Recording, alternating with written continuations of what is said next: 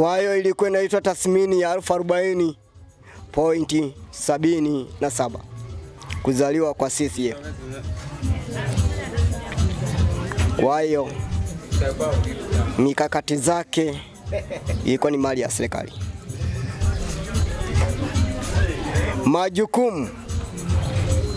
Majukumu ilikuwa ni noti la shilingi 2000 kwenye upande wa mavazi ya Kitanzania.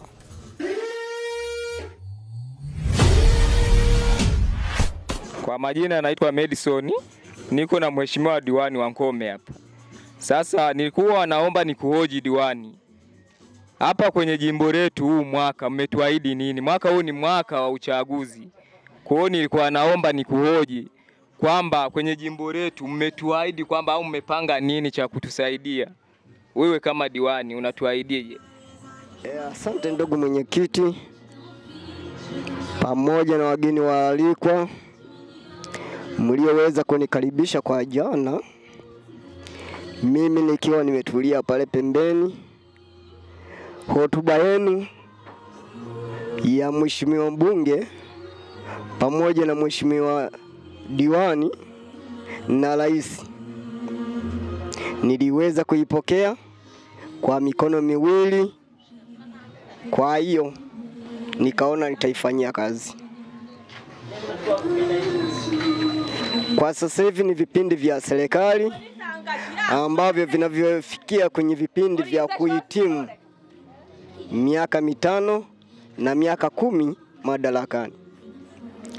Kwa hiyo itakapokuwa imefika 2025 mwezi wa 10, pale ndipo tutakapokuwa tumeruhusu kadi za wagombea. Kwa sasa hivi hatuwezi tukaruhusu kadi za wagombea. Kwa hiyo bado tuko madarakani. Kwa hiyo bado tunafanya kazi. Kwa hiyo msiwe wadanganyifu, wasiwe watu wa kuwadanganya, wasiwe watu wa kuwapoteza kwa kutumia lugha zao za Kiingereza. Mwalimu Julius Kambarage Nyerere sisi hakuturuhusu habari za mwagaji wa damu. Kwa hiyo sisi tuliwekwa kwenye katiba ya mwaka 1961 tukawa walinzi wa marais wetu.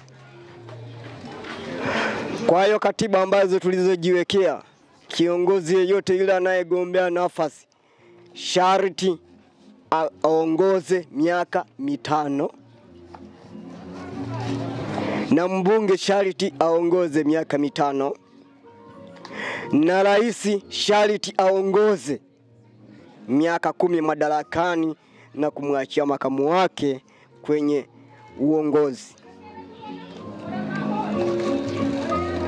Hizi ni lugha ambazo zilizokuwa zikitumika kwa wananchi pamoja na wagombea. Kwa hiyo ni muzidi kula ya sakramenti ya kipaimara. Kwa hiyo alikuwa akijikanyaga kutaka mng'oe rais madarakani, lakini hakuweza. Basi tutakapokuwa tumefikisha 2025 ndipo tutakapokuwa tumemruhusu na kuachia madaraka. Kwa hiyo sasa hivi alikuwa anaunda kampeni za mwagaji wa sera ili aweze kupendeka bungeni.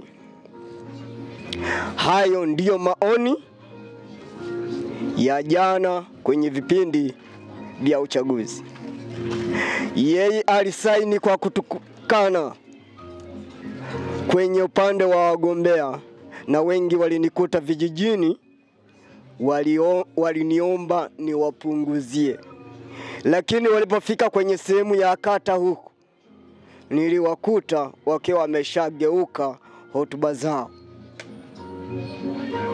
Nikaona haikunipendeza ile hotuba yao, nikakaa chini kwa ajili ya kumsikiliza kwanza ambaye aliyekuwa nyuma yangu.